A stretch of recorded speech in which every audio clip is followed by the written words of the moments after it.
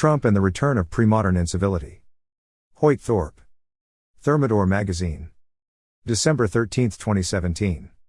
Upon President Trump's delivery of an impromptu both sides qualification addressing the tragic death of a counter-protester at the infamous Charlottesville Unite the Right rally, prominent social psychologist Jonathan Haidt tweeted that Trump had resigned as the leader of the American civil religion. Haidt's tweet included a screenshot of a Wikipedia article summarizing the late sociologist Robert N. Bella's theory of civil religion, which ascribes to the American people a common set of values that foster social and cultural integration and celebrates a pantheon of heroic martyrs and messiahs like Abraham Lincoln. In Haidt's view, Trump's assertion that there were very fine people on both sides amounted to an apology for racism and intolerance and thus an abdication of his chair as sectarian pontiff of our civil religion.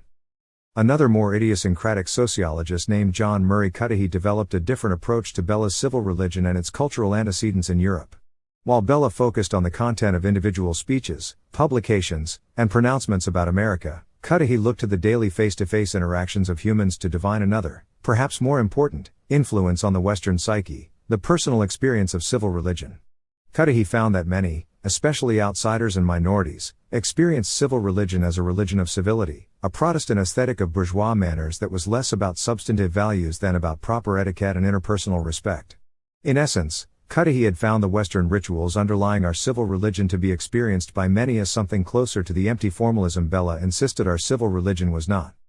The Trump era has stimulated a renewed and impassioned commentary on civility that raises fundamental questions about the nature and role of civility in American democracy, as well as the future of our civil religion and how it is experienced by America's ever-changing electorate. Cudahy's unique account of how certain groups have experienced civility provides an incisive explanation for Trump's civility commentary today and ultimately serves as an unsettling portent about the future of our civil religion. Civility and Counterculture. Cudahy describes civility as a ritual exchange of gifts among strangers enabling us to live with unknown others without transforming them into brothers or enemies.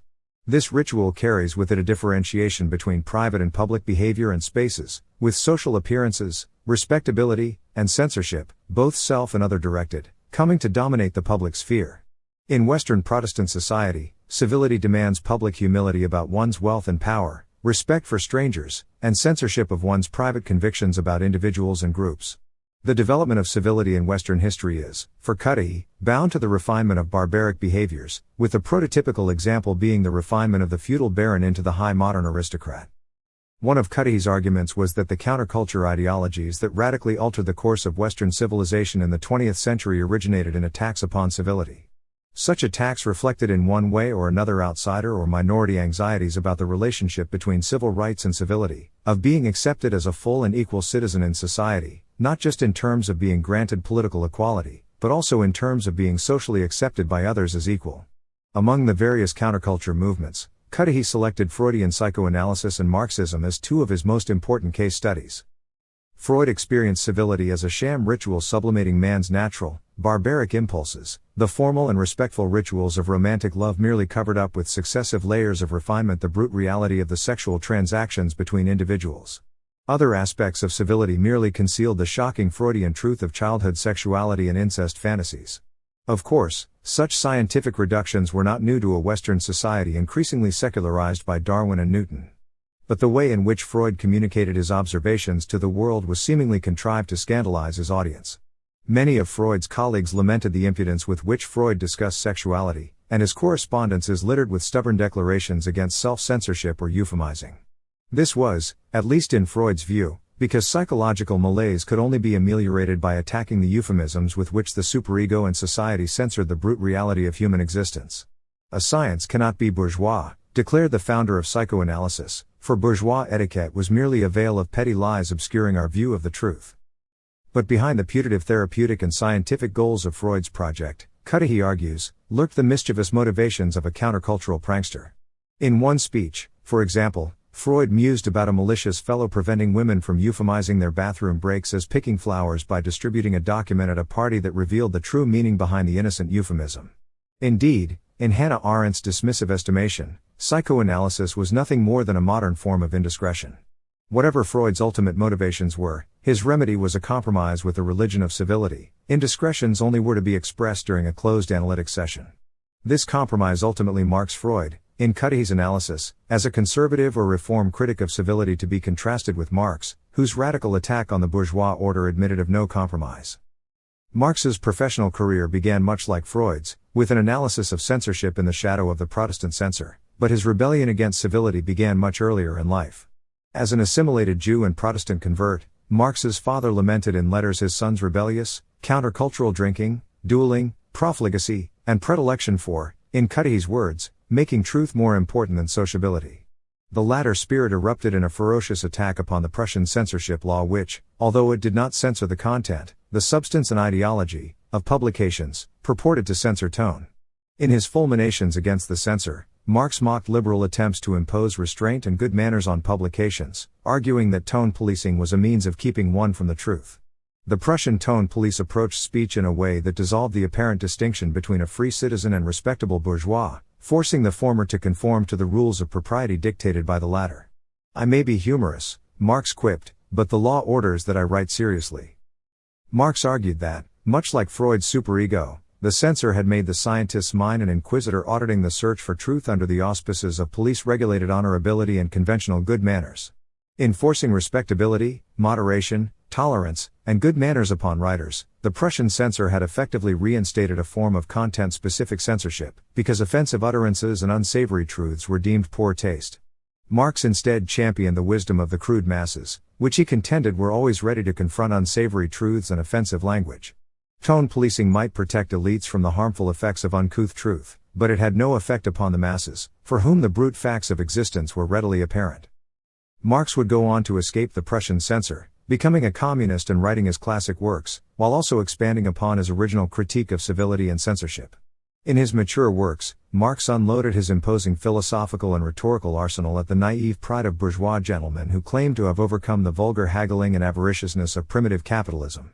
For Marx, bourgeois property was tied to and co-evolved with bourgeois propriety, creating a superstructure of civil rituals designed to conceal the brute, exploitative reality of parasitic capitalism.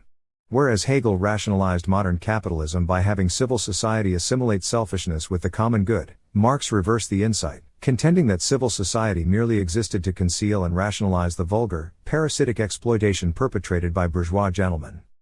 In a brilliant set of analogies, Cudahy shows how closely Freud and Marx's seemingly distinct projects converge on the function of civility. Just as the West deluded itself into thinking that love had eliminated selfish haggling from courtship, so it had also deluded itself that modern capitalism had eliminated selfish haggling from exchange. The Industrial Revolution may have attempted to sublimate the selfishness of the feudal West under Calvinism, but Marx's experience with the Prussian censor helped him see through the conceit. His therapy for a hypocritical, deluded society was, like Freud's, an uncensored confrontation with the brute facts underlying bourgeois society. Civility today. Looking closer to his own time, Cudahy saw reflections of an ongoing revolt against civility in the sit-ins on buses and in restaurants during the civil rights movement, where activists had attempted to disentangle civil liberties from social civilities. The success of the civil rights movement exposed other public places to demonstrations and misbehaviors, culminating in the 1968 Democratic Convention and the trial of the Chicago Seven for incitement, during which the defendants profaned the civil space of the Anglo-Saxon court with outbursts of uncouth and vulgar behavior. In Cudahy's eyes, Abbie Hoffman's famous sentencing declaration, "W. Hen decorum is repression, the only dignity that free men have is to speak out," articulated the hidden essence of the civil rights movement. Here again the religion of civility had been experienced as hypocrisy and was indicted for concealing and rationalizing repression, only this time the revolt against civility explicitly identified with a cool new counterculture in the yippies. Today many of our most august and respected public figures identify as heirs to or direct participants in the countercultural revolt against civility. While many of the more radical goals of countercultural intellectuals have fallen out of favor, the revolt against civility has left its mark on the values of Western leadership, covering our most vocal and respected thinkers with a pall of countercultural cool. Nearly every sacred event, including the most recent presidential inaugurations, the solemn coronation of our secular pontiff, are soundtracked by the most uncivil of rappers, rock and rollers, and pop singers. Politicians openly schmooze with vulgar comedians and artists whose works are applauded for their blunt confrontation with reality and disrespectful dismissal of stifling, outdated pieties. Serious public intellectuals like Paul Krugman make a point of decrying calls for civility by arguing in numerous op-eds that incivility is often justified and that calls for civility preclude serious consideration of the truth. In academia, professors like Brian Leiter have updated the old Marxist explanation of civility, criticizing its political use for conferring moral and epistemic status on people otherwise undeserving of civil treatment, like Nazis. Even the conservative right has gotten in on the action, as Hua Shu observed in a 2014 New Yorker article, by seeing incivility political correctness by a different name. Against this background of cool establishment incivility emerges Trump. He had of course always been there in pop culture or on the periphery of politics as an amusing sideshow to be tolerated and mocked by our public leaders, but never as a serious threat to the sanctity of public office. When he finally emerged as a legitimate challenger in the presidential race, the public was subjected to a deluge of civility commentary that was unique in both kind and volume. Trump's incivility, which was also by necessity politically incorrect, had exposed a latent tension in the public culture of countercultural cool. The incivil and politically incorrect id. The varied attempts in the press to deal with the cognitive dissonance stimulated by this tension often, and quite appropriately, begin with explicit or implicit comparisons to Freud's concept of the id.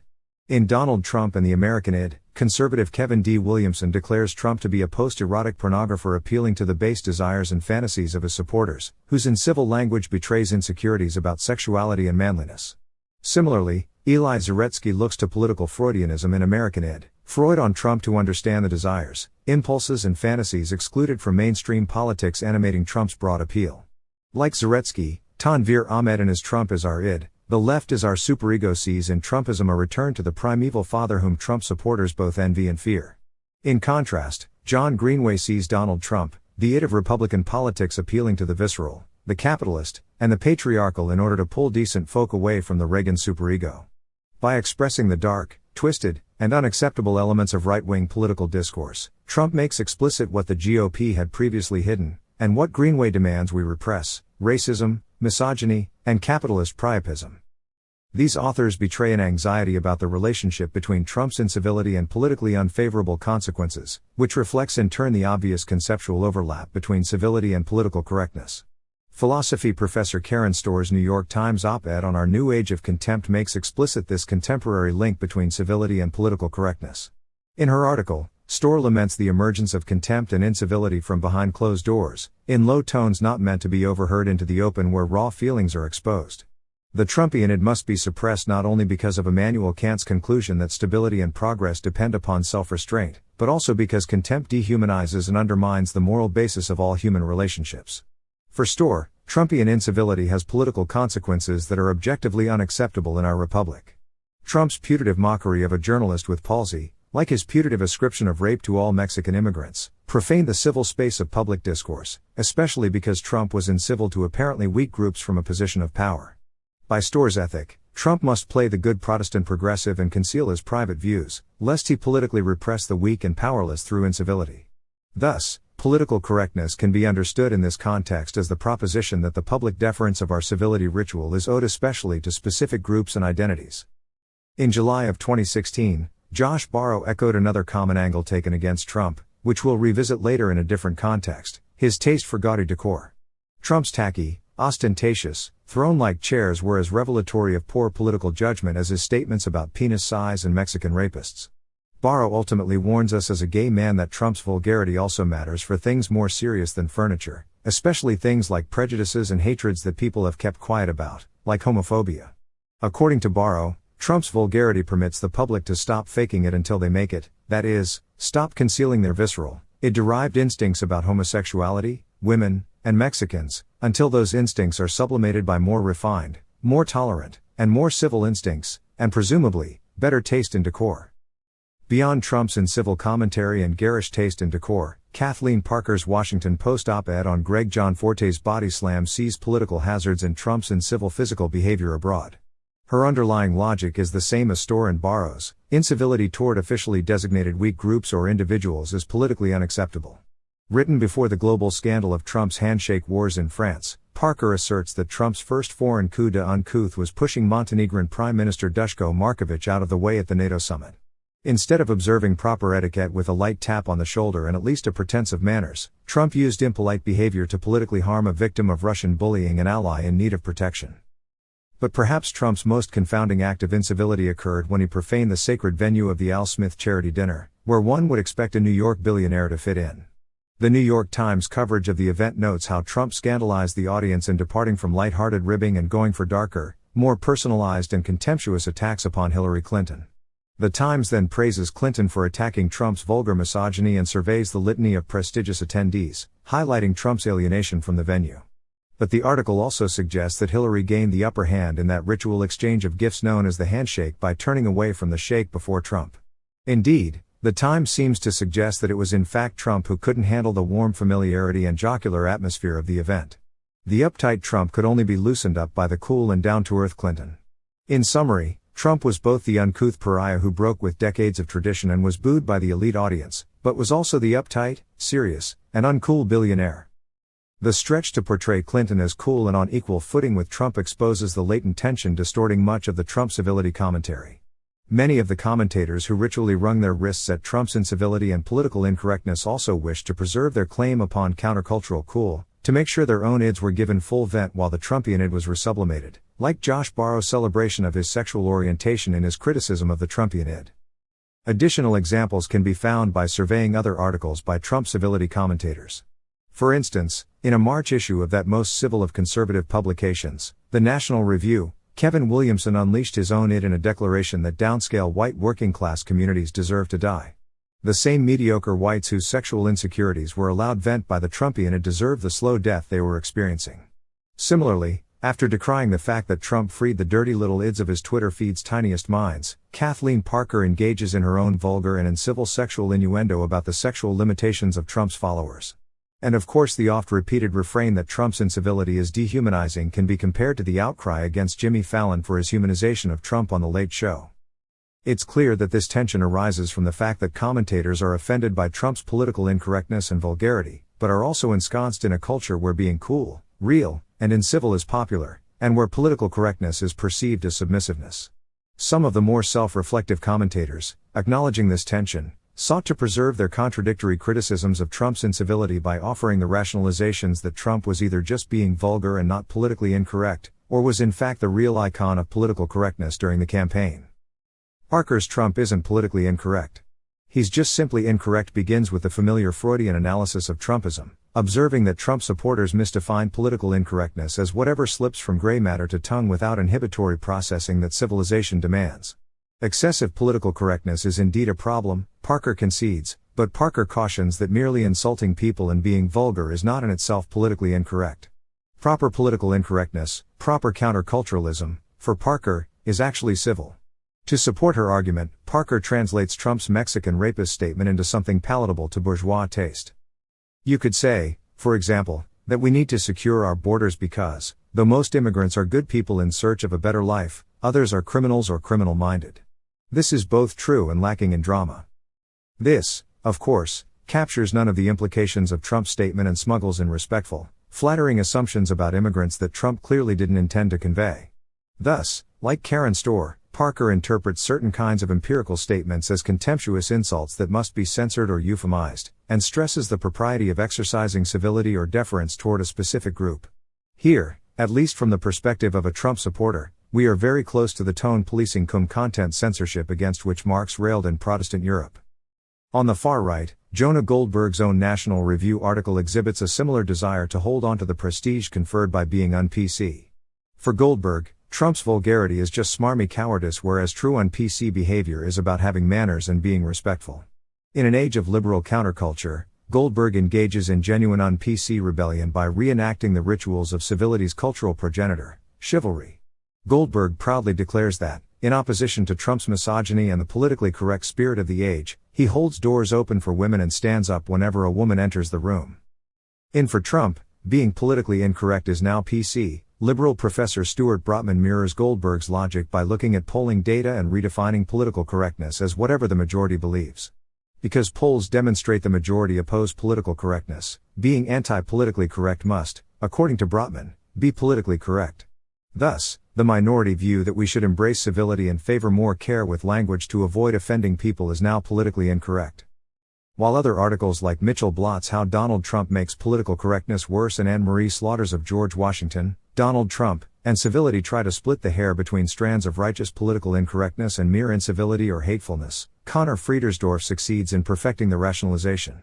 In The Politically Correct Presidency of Donald Trump, Friedersdorf concedes that Trump is truly countercultural in the sense that he offends political sensibilities across the political spectrum, but qualifies that Trump's lodestar is a false dogma that demands its own rituals of deference. Trump's refusal to deal with the world as it is, unique and offensive though it may be, is nonetheless analogous to the sham ritual of civility exposed by Freud and Marx. Against Trump's political correctness, Friedersdorf positions President Obama's couth political incorrectness, pointing to the exemplary contrast between Trump's reticence about right-wing extremism and Obama's reticence about Islamic extremism. Obama understood the nature of the threat, as exhibited by his use of lethal measures against extremists, but chose his words carefully, civilly, to avoid legitimating the claims of religious extremists and offending Muslims. In contrast, Trump remained silent on right-wing extremism, a politically correct silence, Friedersdorf contends, because it legitimated the dogmas of his supporters. In short, killing Islamic extremists while addressing Islamic extremism civilly was not political correctness on Obama's part, while Trump's silence on right-wing extremism was politically correct repression. The ethic undergirding the Friedersdorf approach is especially popular among legal commentators and underscores the extent to which civility is concerned with censoring effect and intent. Benjamin Wittes's Lawfare blog post on travel bans, echoing the reasoning underlying many of the Ninth Circuit's failed attempts to stall Trump executive orders, states that Obama's drone program was morally superior to Trump's travel bans because, while droning civilians is bad, it wasn't malevolent like Trump's travel ban. In other words, Obama's foreign policy failures were insulated by Protestant, Kantian, goodwill, a veneer of civility and bureaucratic technocratic detachment, reassuring us that Obama's office was purely animated by nice intentions. Such complex and contradictory apologia invite many questions. Why are these commentators focused on criticizing Trump's incivility and simultaneously undermining his claim to being politically incorrect? Why does civility coexist with the valorization of incivility? Why the urgent need to qualify and justify? To explain the paradox of commentators with liberated, incivil ids demanding that Trump and his supporters refine their own ids, we must return to sociology. The Premodern and the Modern. In an entertaining blog post comparing the Trumps to the Sopranos, celebrated sociologist Randall Collins claims, Teehee Trumps are another family in the premodern mold, and explains that Godfather-style Italians celebrate their premodern ethnic roots over assimilating into modern WASP culture. But Collins drops this thread almost as soon as he picks it up, returning instead to a more superficial analysis of pop culture. To fully unpack this insight, which reveals the essence of Western counterculture and ideology, we must instead look to Cudahy, in particular his book The Ordeal of Civility, Freud, Marx, Levi Strauss and the Jewish Struggle with Modernity. In Ordeal, Cudahy explains the sociological origins of certain countercultural trends through the Jewish experience of emancipation into the West, focusing on examples ranging from comedy to philosophy, economics, psychology, anthropology and politics. Cudahy's primary thesis is that the emancipation of Jews into Western Protestant culture was a traumatic event called modernization that stimulated the intellectual reactions against civility motivating our modern counterculture. For Cudahy, modernization is a process of differentiation, separating qualities and properties of groups and religions from individuals. The differentiation process entails the loss of moral superiority, the feeling of essentiality, by traditional groups as religion, culture, and ethnos are relativized and demoted into arbitrary and voluntary associations inhabited by isolated individuals. Northern European Protestant culture was acculturated to the differentiation process of modernity slowly over several centuries, beginning with medieval sumptuary laws that forcibly curtailed ostentatious displays of wealth. In stark contrast, the modernization process was experienced by Jews as something abrupt and deeply personal, with civility making Jews appear ugly to themselves. Whereas the WASP had centuries to deal with the blows to collective narcissism dealt by religious pluralism, social atomization, and the efflorescence of science and industry, pre-modern peoples were forced to assimilate immediately. Cudahy ultimately concludes that modernity is objectively anti-Semitic, as well as anti-Catholic and to a lesser extent anti-Lutheran, in the sense that it demands the erasure of sacred particularities.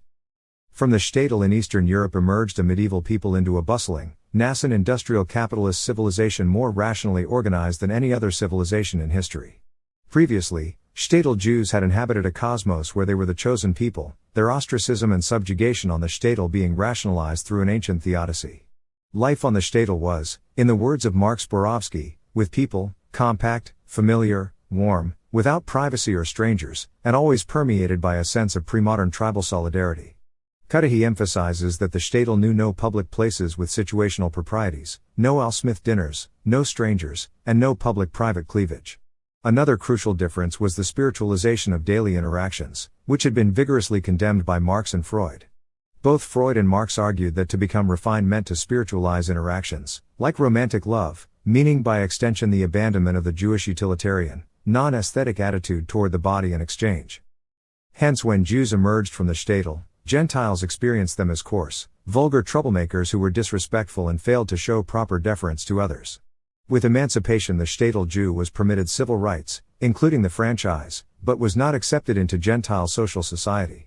Jews therefore unexpectedly encountered an unwritten bargain accompanying political emancipation. They had to adopt civilized behavior and accept the moral superiority of bourgeois liberalism. In a very real sense, Jews experienced an objectively superior civilization that had given them formal entry but also demanded social submission to preserve, at least in their view, the social superiority of Gentile population. Despite their rapid advancement in wealth and education, Cudahy notes that Jews often experienced polite exclusion from clubs, gatherings, and other high-status social events. The early Zionist Max Nordau asserted that this was the Jewish special misery under which the more advanced Jews of Western Europe groaned and from which they sought salvation and alleviation. In other words, the cold pardon me of civil interaction with Gentiles was the deceptively small and innocuous tip of a spear that mortally pierced the communal narcissism of the pre-modern shtetl. This was especially true for its most intellectual and prominent parvenus, who winced at the barbaric behavior of their less assimilated ethnic brethren on the one hand but also seethed against the pompous and hypocritical civility of Gentile elites on the other. For assimilated or partially assimilated Jews, the collapse of Jewish theodicy deprived them of an essential social rationalization for their communal backwardness. Unwilling to go through the Gentile rite of passage known as civility and accept the social demotion that accompanied emancipation, Jewish intellectuals sought instead to rationalize Jewish backwardness and retain as much of their pre-modern solidarity and communal intimacy as possible. In Cudahy's words, Jewish intellectuals constructed sociodices that were used to shepherd Jews into the modern world while preserving a communal sense of moral superiority. Specifically, the sociodices sought to ameliorate the status wounding that accompanied the modernization process by creating social equality between Gentiles and Jews, and by warning against total assimilation so as to retain Jews in the pre-modern fold.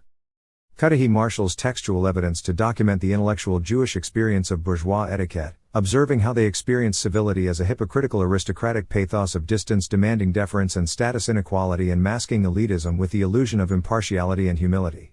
The Jewish ideologies of differentiation, such as psychoanalysis or Marxism, reacted to this experience by recasting the modern world in terms that accommodated Jewish particularism, which usually meant leveling the social plane with Gentiles. For example, it seemed impossible to Freud that Gentiles were in some sense qualitatively different from Jews, particularly their claim to experience romantic love. Freud assumed that Gentiles had to be lying to themselves because it was impossible that Jews were somehow more primitive or incapable of experiencing romantic love. Thus, Freud developed his id as, in Cudahy's humorous construction, a stand-in for the vulgar and irreverent, id, so that Freud had in effect claimed that behind every respectable Gentile lurked an unassimilated, id.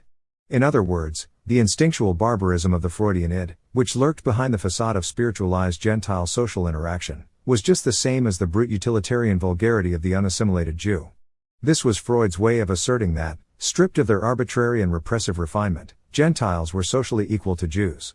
Through playful assonance, Cudahy articulates Freud's basic premise: the id of the yid is id under the lid of Western decorum. Similarly, Marx's controversial on the Jewish question lays bare the humiliating nature of unassimilated parasitic capitalism among Jews. While often interpreted as an anti-Semitic text, Cudahy contends that when understood in the context of Marx's other works, On the Jewish Question should be read as an attempt to strip away the veneer of bourgeois respectability from the market and establish equality between Jewish parasitic capitalism and respectable Gentile capitalism. Cudahy notes that 19th-century Gentile philosemites or abolitionists often wrote apologia for Jewish parasitic capitalism, stressing its origins in Gentile oppression of Jews during the Middle Ages. The thrust of these texts was that Gentiles should help Jews become civilized through emancipation. Cudahy argues that Marx found such arguments patronizing and sought instead to posit Jewish parasitic capitalism as the natural state of Gentiles unobscured by the veneer of civility. In sum, behind the Gentile civility of fixed prices and honest, good faith transactions lurked Marx's own yid. Cudahy also describes how reform liberalism and Zionism constituted other intellectual responses to the status wounding inflicted by emancipation. Reform liberals and even American neoconservatives sought partial assimilation while also carving out a space for pre-modern solidarity, either through institutional acceptance of Jewish particularism, for example, Judaism as a major religion in the United States, or embracing an exoteric-esoteric duality to participation in American democracy, for example, the philosophy of Leo Strauss. Zionists, in contrast, sought a total break with the West, rejecting wholesale the social demotion and opting to recreate the warmth and intimacy of the shtetl in a new nation. In every case, however, the intellectual responses to modernity appealed to some aspect of the Western modernization juggernaut: science, economics, philosophy, the Protestant taste for church-like victims, or the territorial nation-state, to bolster what was effectively a morally Jewish case. Cudahy stresses how similar this approach was to the strategy of the early Christians, who sought social acceptance by incorporating pagan philosophical and scientific premises into what were essentially moral and religious arguments. Each response to modernization also included a warning to Jews against attempting total assimilation. The Gentile demand that Jews self-censor gave rise instead to the phenomenon of Jewish passing, whereby Jews affected civility among Gentiles but practiced the uncivil intimacy of the shtetl among fellow Jews. Jewish passing was in turn the primary focus of Jewish humor, which according to Cudahy mirrored the structure of Freud's theory of dreams. In every Jewish joke Cudahy sees a latent, why-it-seeking admission to the consciousness of civil society, but in the act of trying to sublimate in civil behavior performs a slip revealing the inner, why-it and proving to the audience that Jews will never be fully accepted. Think Larry David or Woody Allen agonizing over their public improprieties. In effect, the Jewish joke was a form of social control among Jews, but also an equalizer when uttered in the presence of non-Jews, because it was often vulgar and disrespectful to civil society. In Freud's own words, Jewish jokes performed an equalizing function because they reflected the democratic mode of thinking of Jews, which recognizes no distinction between lords and serfs. Incivility was for Jews the courage to criticize and attack out of confidence and intimacy, helping to dispense with the aloof, distance-creating ritual of respect undergirding civility. Cudahy also sees these same forces at work in the intellectual output of other pre-modern populations subjected to the traumatic ordeal of modernization. For example, Cudahy points to James Joyce who, while urging the Irish to abandon their pre-modern epic heroism and assimilate, also carved out a safe space for Irish transgressions in the vulgar interior monologue that so scandalized the Manhattan district attorney. Other prominent examples in America could be found in the various black intellectual responses to emancipation from slavery and to jury segregation, leading Cudahy to the conclusion that ideology is the name we give to various resistance movements against the modernization process. Explaining Trumpian incivility. With this framework in place, we can finally understand the Trumpian ordeal of incivility. Trump is, as Collins observes, fundamentally pre-modern. While ethnically Scottish and German, Trump's personality was forged in the Ellis Island crucible of New York real estate where parasitic pariah capitalism is the norm. Trump is lecherous for Eastern European women, regularly bilks contractors and consumers, has a predilection for the gaudy and kitsch, eats like a prole, constantly makes a scene among the well-bred and people of good taste, and cynically manipulates the legal system with a mob-affiliated legal team. In other words, he feels at home and secure among in civil company where the stifling effective censorship of civil society is absent. Clyde Haberman was among a few to explicitly acknowledge Trump's similarity to vulgar New York ethnics, drawing comparisons to the behavior of two controversial New York politicians, the Jewish Mayor Koch and Italian Mayor Giuliani. Another was Paul Singer in his article on Trump's use of the Yiddishism schlonged, which Singer observes is taboo among Jews in mixed Yiddish and non-Yiddish speaking company, and which scandalized the Clinton campaign. But most of Trump's civility critics only inadvertently highlight Trump's debt to pre-modern incivility. Such commentators unconsciously recapitulate the agony Jewish intellectuals experienced when contemplating their less assimilated brethren in the shadow of refined civil society.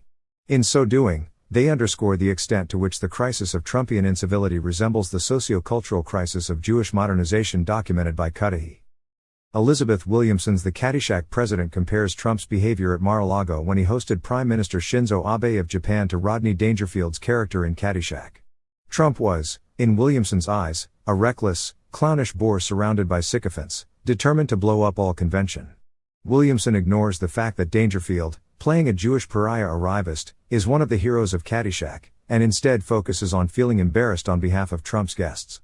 Williamson sees Trump acting like a pathetic nouveau riche seeking approval from his more established, tasteful, guests, and worries about how Trump's guests must have felt being dragged like pulled toys through Mr. Trump's club, props in his bizarre and potentially dangerous effort to show off.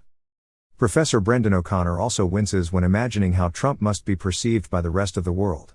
In Trump fulfills all the stereotypes that global citizens have about ugly Americans, O'Connor speculates from an academic perch how Trump's performances must be experienced on the global stage, observing that the majority must despise him because he is the archetypal ugly American, obnoxious, uncouth, boastful, and duplicitous. O'Connor further suggests that the world turns its nose up at Trump's gauche boasting about wealth, betraying that O'Connor has little understanding of the values of the world's many pre-modern cultures. The world may hate Trump, but certainly not for his quintessentially third world big man ostentation. Following the same blind alley of Williamson and O'Connor, Garrison Keillor's bizarre open letter to Trump recapitulates the old assimilated Jew's condemnation of his unassimilated brethren's uncouth behavior. Keillor reprimands Trump for his conspicuous consumption and pathetic entreaties as a Queen's boy trying to win respect in Manhattan, where the Times is the supreme liberal Jewish Anglican arbiter of who has the smarts and what goes where. He goes on to attack Trump for using vulgarity to appeal to suburban white women and other flyover rubes, and contrasts his unrefined barbarism with the refinement of Jews. Indeed, for Keillor, Jews didn't go in for big yachts and a fleet of aircraft, they showed off by way of philanthropy or by raising brilliant offspring, and most importantly, Hay sympathized with the civil rights movement. The Midwestern Scotsman Keillor betrays his ignorance of the complexity of Jewish taste and politics here, especially in Miami where those big yachts often winter, but even in error his letter mirrors the Jewish struggle with civility. Keillor's article calls to mind Cudahy's survey of Walter Lippmann's socialism, which, for Cudahy, effectively was intended as a medieval sumptuary law for wealthy Jews whose conspicuous consumption invited opprobrium from the civil establishment. Lippmann once lamented that the rich and vulgar and pretentious Jews of our big cities are perhaps the greatest misfortune that has ever befallen the Jewish people. Lacking a country house tradition of high living and physical grace, nouveau riche Jews rush about in super automobiles, bejeweled and befurred and painted and over-barbered. Commentators like Williamson, O'Connor, and Keillor only seem capable of perceiving Trump's incivility from the perspective of the establishment, failing to fully grasp how it is experienced by Trump supporters. For his part, Trump clearly understands, even if only intuitively, the democratic emotional energy that can be summoned by engaging in spite rituals against elite decorum. In February of 2016, Trump repeated an insult against Ted Cruz shouted by an audience member that was so offensive the CNN editorial staff had to preface its account with a warning to readers. Upon hearing the insult, Trump stopped his address to mockingly perform a shaming ritual. "She just said a terrible thing. You know what she said?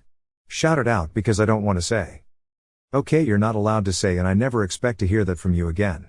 She said, "I never expect to hear that from you again." She said he's a pussy. After profaning the ritual by uttering the contemptuous and vulgar insult himself, Trump ironically concludes with, "So I just want to tell you right now, ma'am, you're reprimanded." Indeed, in his National Review article, Jonah Goldberg astutely observed that Trump regularly uses the rhetorical technique of apophasis, raising a forbidden topic but ironically condemning it, to great effect among his supporters. Goldberg points to the following Trump tweet as an example. "I refuse to call Megyn Kelly a bimbo, because that would not be politically correct. Instead I will only call her a lightweight reporter." Trump's more recent tweet to North Korea's autarch reinforces Goldberg's observation. "Why would Kim Jong-un insult me by calling me old, when I would never call him short and fat? Oh well, I try so hard to be his friend, and maybe someday that will happen." This recalls the Chicago 7 trial, which was so important to Cudahy's analysis, where the defendants participated in the Anglo-Saxon court ritual to spite and profane it for political purposes. The trial was especially significant for Cudahy because it was presided over by an assimilated Jewish judge, Julius Hoffman, and starred an unassimilated Jew, Abby Hoffman. During the trial, the Hoffman sparred, the civil reformer Hoffman reprimanding and censoring, the defendant Hoffman shouting insults in Yiddish and shaming Judge Hoffman for assimilating and being a tool of the WASP elite. By doing so, the Abby Hoffman and the other defendants had engaged in a ceremonial profanation ritual, a defrocking of Judge Hoffman and a vandalizing of legal decorum to communicate a political point, not to Judge Hoffman, but to the public. Conclusion. Cudahy's analyses of civility and counterculture help us understand both the political significance of Trump's incivility and the incoherence of Trump's civility commentary. Owing to the clash between modern and pre-modern in the 20th century, Western civility is now inextricably and paradoxically bound to the belief that incivility is acceptable, at least in certain instances.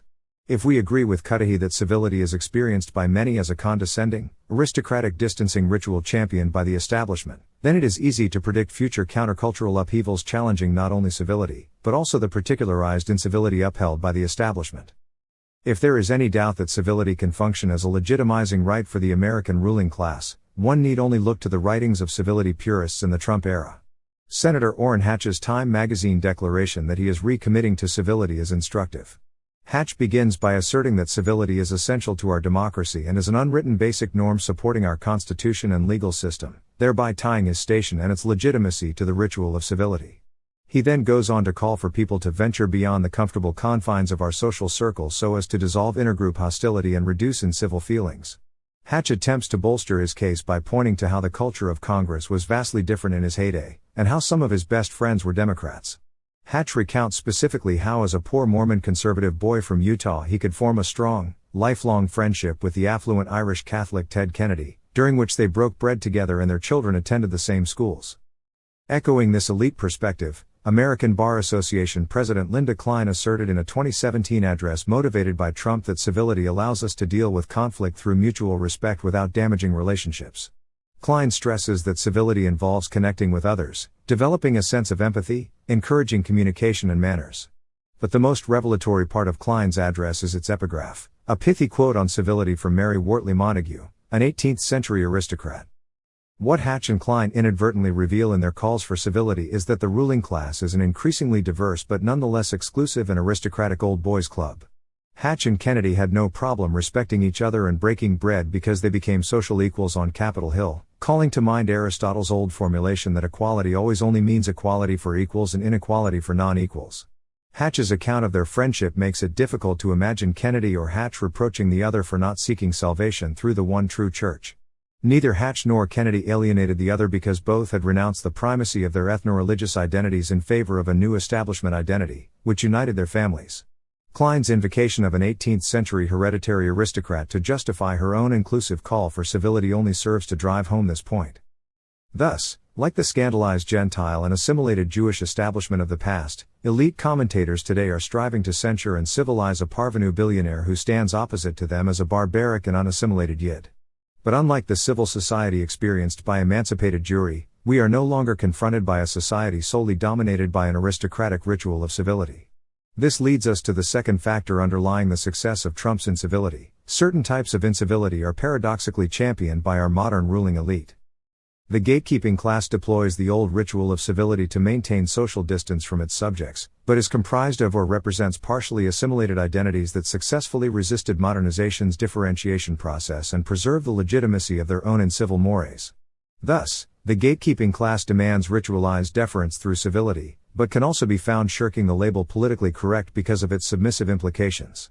In spite of their friendship and successful assimilation into the ruling elite, both Hatch and Kennedy continued to represent and defend the interests of the unassimilated, pre-modern identities of their constituents, for example, Mormons, Irish Catholics, and other unassimilated constituents of each party.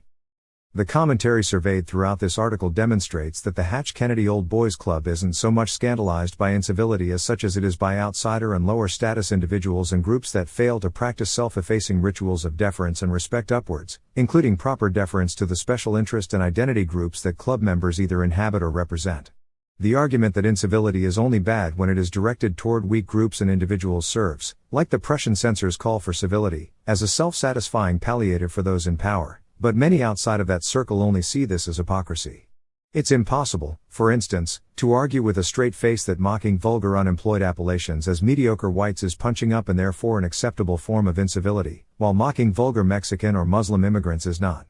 Moreover, if weak groups exempt from incivility are also sacred objects for the ruling class, the weak will invariably be subjected to any spite ritual aimed at the ruling class. In the end, the painful reality is that the Old Boys Club is less concerned with censoring or denouncing the uncivil behavior of its constituent groups than with preserving the special right of its own constituent ids to be expressed while the Trumpian it is repressed. For their part, many of Trump's supporters experience a world dominated by a seemingly hypocritical unity of civility and barbaric identity group narcissism, where those with power and wealth celebrate the ethnic, sexual, racial, religious, national and gender particularism of specific groups, including, for example, the various contradictory forms of ethnic vulgarity, ostentatious sexual expression, sexually restrictive mores, and nationalism of each group, while at the same time demanding self-effacing respect, deference, tolerance, and restraint of Trump supporters. This no doubt feels similar to the way the old Protestant, Nietzschean pathos of distance felt to emancipated Jews, a hypocritical and deceitful foil disguising the truth, an unwritten bargain demanding social demotion. To heed liberal calls for civility is therefore experienced as a command to submit to the social superiority of a hypocritical liberal establishment. This leads us to a third factor underlying Trump's success: incivility and spite rituals affect social equalization. Trump supporters revel in their leader's spiteful profanation of the ruling class civility rituals and strive to tear down the ritual social distance between themselves and the establishment. For every public Pocahontas, somebody's doing the raping, John Leibowitz Stewart, or blood coming out of her wherever, Trump punctures the sacralized narcissistic womb of an institutionalized victim group and thereby supplies his pariah supporters with another boost of emotional energy. Beyond Trump, the more unsettling conclusion following from Cudahy's analysis is that the moral basis of our civil religion is arbitrary, reflecting nothing more than the self-protective rationalizations of a powerful and detached ruling class. Hiding behind the Christ-like meekness of select identity and victim groups, the establishment projects a hypocritical show of civility and tolerance that legitimates their wealth, power, and most importantly for Trump supporters, social distance from the mob. That the establishment has failed to establish a transcendent, rational basis for the new age of paradoxical civility only bolsters this conclusion. The characteristically Protestant moral philosophy of John Rawls, which calls for the paradoxical censorship of deviant viewpoints, is one example. Another might be the philosophy of Brian Leiter, who, even as a great critic of civility, nonetheless carves out a safe space for a civilizing distance ritual in the professor-student relationship, which quite conveniently preserves the social authority of his own station. From the perspective of the disgruntled, unassimilated pariah, these philosophies seem more like rationalizations for admitting certain identities and groups to civil society, exempting them from the self-effacing demands of civility, and then arbitrarily drawing a line in the sand, closing off the possibility of granting social acceptance to other groups and identities. This experience could help explain the recent upsurge in right-wing identity politics that worries civil religionists like Jonathan Haidt. Like homosexuality, feminism, and black nationalism, white nationalism is an ideology that bundles substantiated and unsubstantiated grievances with a constructed group identity. With white nationalism, deracinated and socially and economically demoted whites see an opportunity to throw off their feelings of inferiority and capture social acceptance in a world that rewards certain kinds of group particularism and narcissism. And beyond whites, we can see the emergence of other groups that bought into the religion of civility only to find themselves without an identity and without status equality, such as mixed-race individuals or second-generation immigrants who withdraw into their ancestral, pre-modern cocoons in search of an identity to protect against the atomizing force of modernization. The ongoing attempts to constitute Hispanic as a celebrated, homogeneous pre-modern identity, along with the ongoing subdivision of sexual identity into new, aggrieved identity groups, are exemplary of the new identity insecurity lurking beneath the thin facade of our civil religion. Is there a way back, a way to get back onto the modernization track and enshrine the impartial tolerance inherent in Bella's civil religion and embodied in the ritual of civility? Such a reversal would involve a lot of soul-searching, self-denial, and assimilation by certain groups. But it would also require conscious revisions to our civil religion and civility. The virtue of tolerance could no longer be understood as equivalent to tolerating the group narcissism of certain identities. The more successful, but by no means complete, assimilation of major Christian and Jewish sects during the 20th century suggests as much. You cannot have a chosen people coexist politically with a people that declares salvation to be impossible outside of the church, hence the religious essentialism of Jews and Catholics had to be marginalized and transformed to accommodate the modernization process. For similar reasons, you can't indulge identities predicated on narratives of victimization by an oppressor group and expect those identities to enjoy peaceful political coexistence with the oppressor group. Peaceful coexistence would instead demand that victim and oppressor be stripped as properties from individual identities. This is unlikely. What is likely is that we'll continue to witness the slow self-immolation of the gatekeeping class as it struggles to recapture the social deference it believes it deserves, performing its outdated rituals of civility and select incivility in front of an audience that no longer cares. The death of comedy in the last decade is perhaps the perfect example. Indebted as it is to the Jewish experience of civility, American comedy is not well suited to expressing the viewpoints of groups and individuals protected by a ruling class that demands civility of its subjects. Sarah Silverman is an instructive case study. A young female comedian who performed classic shtetl routines about forbidden subjects, she once claimed that being raped by a doctor was bittersweet for a Jewish girl, has transformed into a representative of the gatekeeping class, focusing her routines on political commentary that elicit applause rather than laughter from an echo chamber of fellow elites. In a revealing New Yorker article, Silverman relays an anecdote about her encounter with a young pro-life activist, during which the activist told Silverman that God despised her. In response, Silverman resorted to the timeless equalizing ritual of incivility by telling the young pro-lifer a duty joke, an incantation that reduced the youngster to laughter and thereby established social equality where moral differentiation previously reigned. But this routine rings hollow when Silverman is a wealthy mouthpiece for the Democratic National Convention and Hillary Clinton's presidential campaign. Her practiced incivility and politically correct opinions come off as condescension rather than democratic egalitarianism. Fellow comedian Amy Schumer has been less circumspect in condescending to her audience, from whom she expects laughter at vulgar and dumb humor but also deference toward her elite political club. In a post-election Facebook post pretending a depressing future for our civil religion, Schumer wrote of Hillary's loss, "I cry for her and for all the smart people I love who know what's right, and I cry for you people who fell for shiny hats and reality catchphrases. She would have protected you. Today we grieve, tomorrow we begin again."